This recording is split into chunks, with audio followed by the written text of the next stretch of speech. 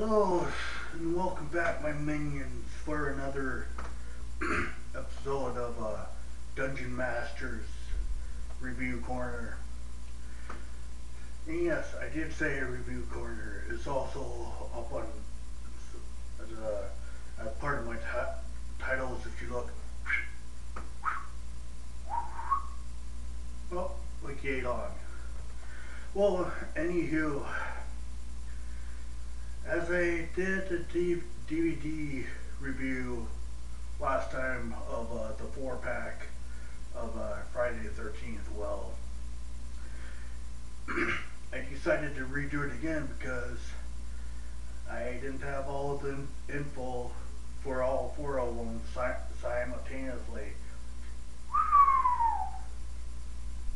So I'm just going to do the first Friday the 13th.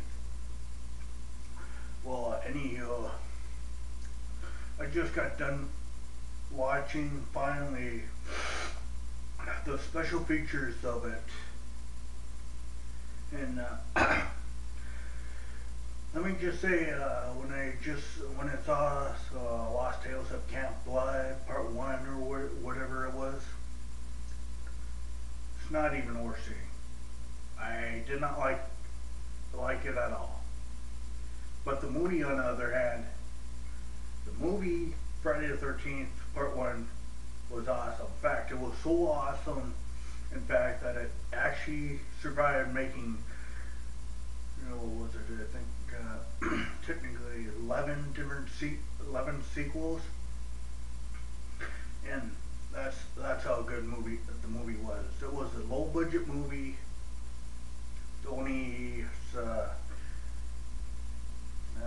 I think the guy said like only a few thousand, but it was a major hit in the box office. So that goes to show you that you don't need lots of money and CGI effects and whatnot. You don't need all that to make a really good horror movie. All you basically need is a good storyline and the atmosphere to make a good horror movie. That's it. Well, anyway, what's going on to Friday? Oh yes, I got a lot of pops for tonight. It's going to be a long one again.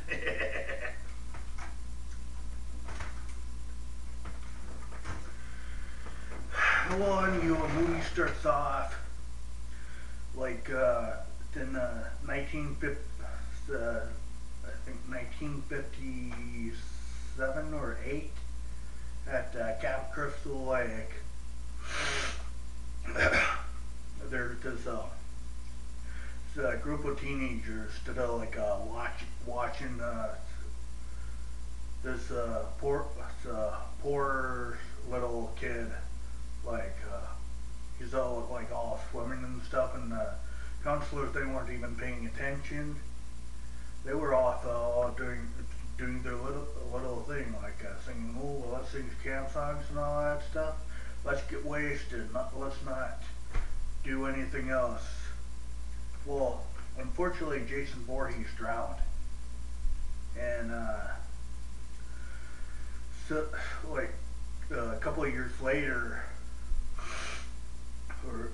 his mom decides to take vengeance upon the counselors and the future generations of counselors and all that stuff.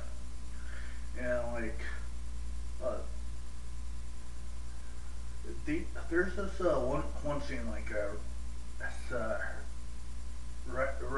right in the beginning of the Slaughterfest, start of Slaughterfest, so to speak. I'll just put it that way.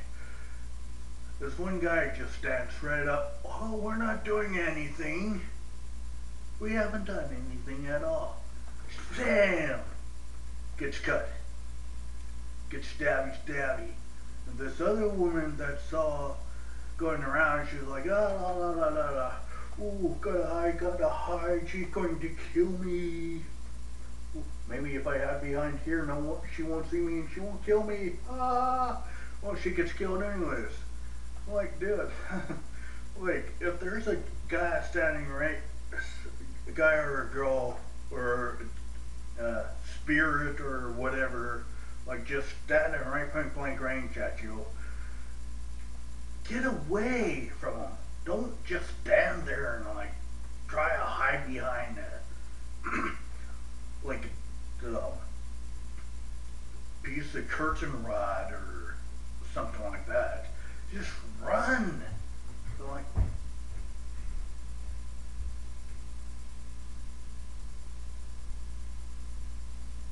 ooh,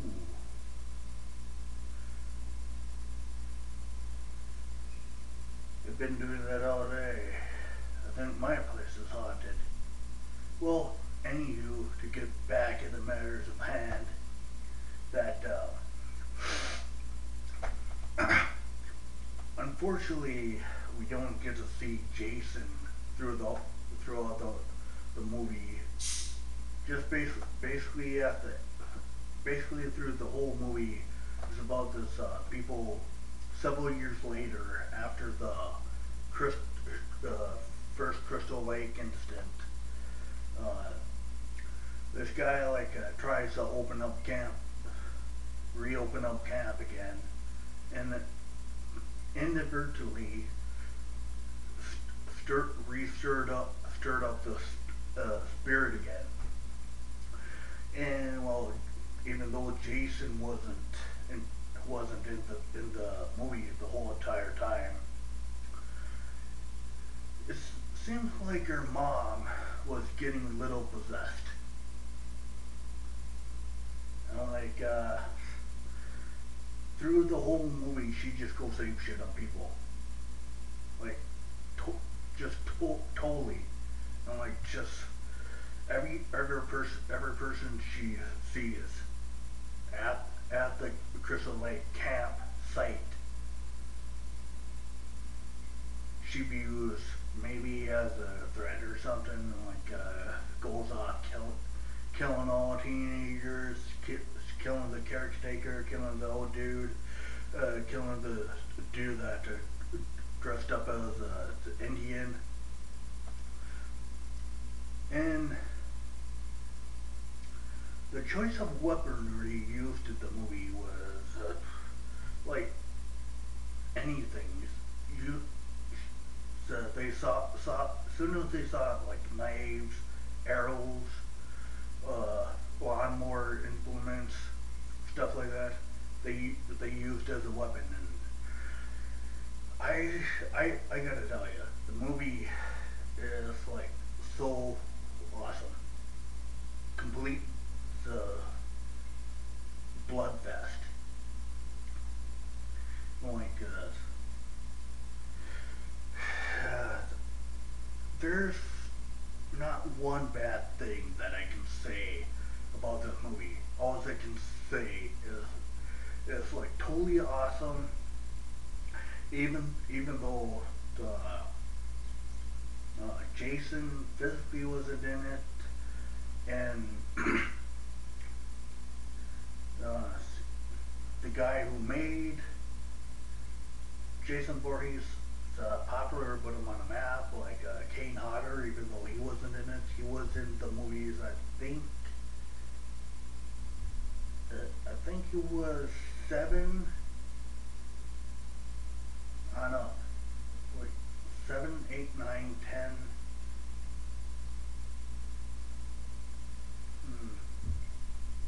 And I think that was it.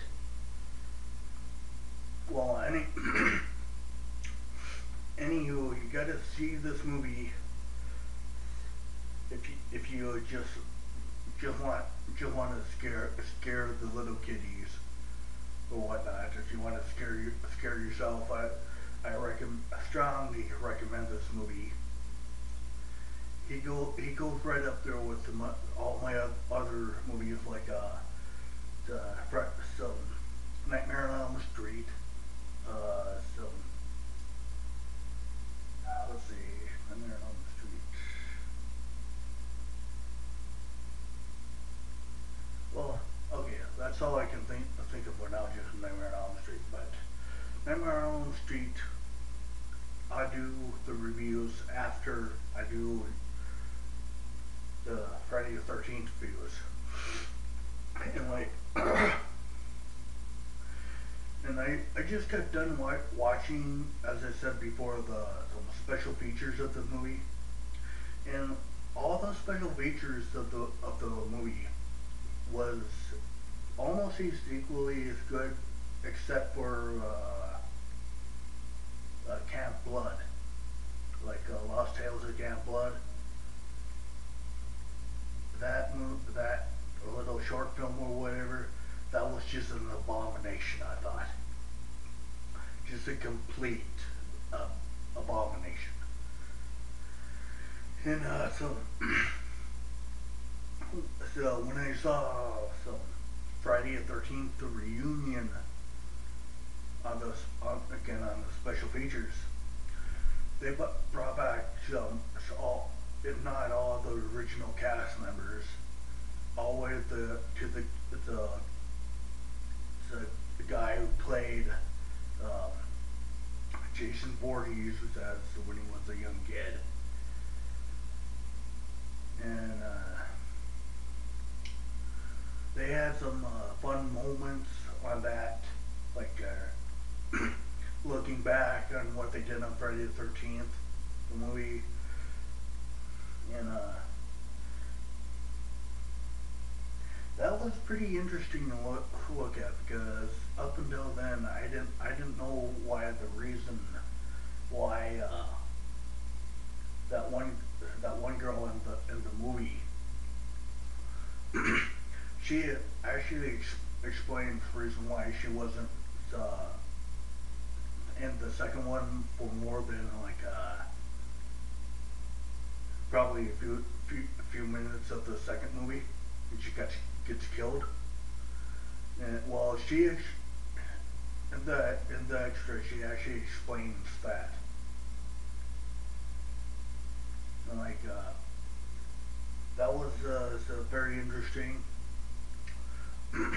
And so there was this one guy. He was like all the way on the right side of the screen. That I forgot his name again, but he looks so familiar. Like he looks so familiar. Like he probably could have played in like the Dawn of the Dead remake or something like that. Well, anywho, he's like pretty cool. And the guy who was sitting next to him, the guy who, I think his name was Ari Lemon, I think his name was. Well, he's the one who played the little boy of Jason Voorhees, and he looks more like he could have been in a heavy metal band. Like totally had the haircut and everything. And so the director of the movie, the way how he put it, so like the first words that comes out of his mouth, he was like, well, I won't say that part. I'll let you guys, if you guys want to get it to view it and whatnot. So I won't give out any information for that, but the one woman that played Miss Voorhees, she originally didn't want to play the part. She did not want to play any part of that movie at all. But she did. And she did an awesome job. Most awesome job. All the way right down to cutscene at the end where they cut off her head. She pulled off serial killer bit perfectly. And for that, I just have to give thanks for that, because that what makes a good horror movie. Getting to character, stay with the character, and just live the moment. And on that note, I'll leave as this. For the movie, I give a perfect 10. Good amount, perfect amount of balancing of the blood, the terror, the suspense. Good, perfect storyline. Good mooding in the movie, and all that stuff. And